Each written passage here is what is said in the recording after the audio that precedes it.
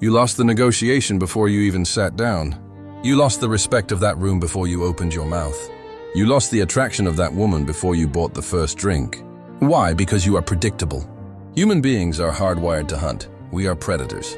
When we enter a social situation, whether it is a business meeting, a date, or a confrontation, our brains instantly scan the room for one thing: weakness. And you are displaying it like a neon sign. Most men think winning a social interaction means being the loudest. You think it means dominating the conversation, bragging about your achievements, or trying to prove you are the alpha. Let me tell you the cold truth. That is not power. That is insecurity screaming for attention. When you constantly talk, when you reveal your opinions, your emotions, and your plans, you are doing exactly what your opponent wants. You are giving them data, and in the modern world, information is ammunition. 2,500 years ago, a Chinese general named Sun Tzu wrote The Art of War. He wasn't just writing about how to move armies. He was writing about human psychology. He was writing about how to destroy an enemy without lifting a finger. His most dangerous concept was this: formlessness. He said, "Be extremely subtle, even to the point of formlessness. Be extremely mysterious, even to the point of soundlessness. Thereby you can be the director of the opponent's fate." Translate that to your life. Imagine two men. Man A enters the room. He is loud. He laughs too hard at the boss's jokes. He tells everyone about his weekend, his new car, and his political opinions. He thinks he is being charismatic, but everyone in that room has him figured out in 10 seconds. They know what he wants. They know what triggers him. They know how to manipulate him. He has a form. He is a solid target. Now look at man B. He enters the room calmly. He takes up space, but he speaks less. He listens. When he looks at you, he isn't begging for approval. He is analyzing. You don't know if he likes you. You don't know what he is thinking. Because he is a mystery, you start trying to impress him. You start talking to fill the silence. You reveal your cards while he holds his tight against his chest. Man B is formless. Man B has already won. This is the art of war trick. It is the refusal to be a target. When you are formless, people project their own fantasies onto you. If you are quiet and confident, they assume you are smart. If you don't react to their insults, they assume you are above them. But how do you actually do this? Because if you just sit there saying nothing, you look like a creep. There is a specific, active way to weaponize silence so that it intimidates your enemies and attracts allies. It is not about being shy. It is about being strategic. In the next few minutes, I'm going to teach you how to become a ghost in the machine. I'm going to show you how to use tactical ambiguity to make people desperate for your validation. We are going to break down the 3 laws of social warfare. Law 1 is going to hurt your ego, but it is the only way to stop being the clown and start being the king. Are you ready to disappear and reappear as a monster? Here are the 3 laws of social warfare. Use them and you become untouchable. Law 1, starve the ego. The reason you overshare, the reason you explain yourself, the reason you get defensive, it is all because of your ego. Your ego wants to be understood. It wants to be right. In a conflict, the loser is always the one who is trying to explain his side of the story. Picture a negotiation. You ask for a raise. Your boss says, "I don't think the budget allows that right now." The weak man, the man with form, immediately starts defending himself. "But I worked late last week. But I closed that big deal."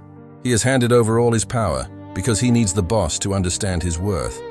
The formless man, he hears no, and he simply pauses. He looks the boss in the eye for 3 seconds of silence. Then he says, "I see. That is it." The silence causes panic in the boss's brain. Does he have another offer? Is he going to quit? Did I offend him? By starving your ego's need to explain, you force the other person to fill the gap. Often, they will start negotiating against themselves just to break the tension. Law 2, the mirror. Sun Tzu said, "All warfare is based on deception." You do this by becoming a mirror. Most people are desperate to be heard. They are narcissists. If you simply repeat the last few words they said back to them as a question, they will vomit information. They say, "I'm really stressed about the new project." You say, "The new project?" They say, "Yeah, the deadline is impossible and the marketing team is incompetent." Boom. You just learned they are overwhelmed and they hate the marketing team. You gave 0 information about yourself. You didn't say "me too." You didn't offer advice. You just held up a mirror.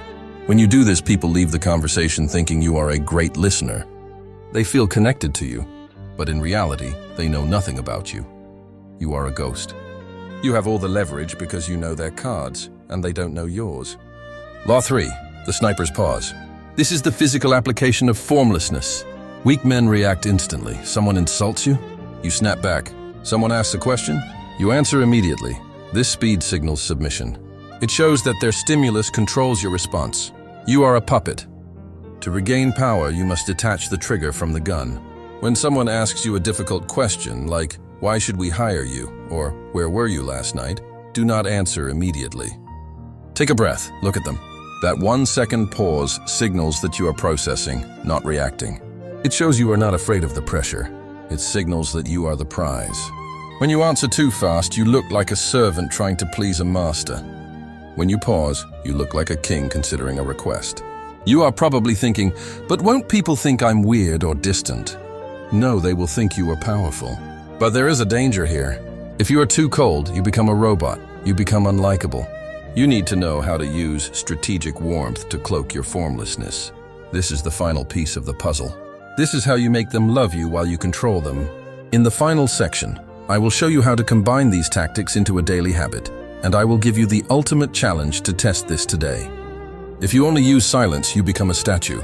People will think you are arrogant or socially awkward. You need a delivery system for your power. I call this the velvet glove. Sun Tzu said, "Hide your strength with weakness." In modern terms, hide your calculated silence with warmth. You must be polite, you must smile. You must look them in the eye and shake their hand firmly. You must use their name. This creates a cognitive dissonance in their brain. On the surface, you seem friendly and harmless, but underneath, they can feel that you are not giving anything away. They feel a solid wall behind the smile. This combination, warmth on the outside, steel on the inside, is magnetic. It is the trait of every great leader and seducer in history. Think of a polite mob boss in a movie. He offers you a drink. He asks about your family. He speaks softly. He is terrifyingly charismatic. Why? Because his warmth is a choice, not a necessity. He is not being nice because he needs you to like him. He is being nice because he is in total control. So, here is your new reality. Most men walk into a room and vomit their personality all over the floor. They tell you who they are, what they fear, and what they want. They are open books in a world of illiterates. You are going to be different. You are going to be a vault. When you stop trying to prove yourself, you start improving yourself. When you stop trying to win the argument, you win the interaction. When you embrace formlessness, you become fluid. You can adapt to any situation. You can handle a furious client, a disrespectful relative, or a high-stakes date with the same calm detachment.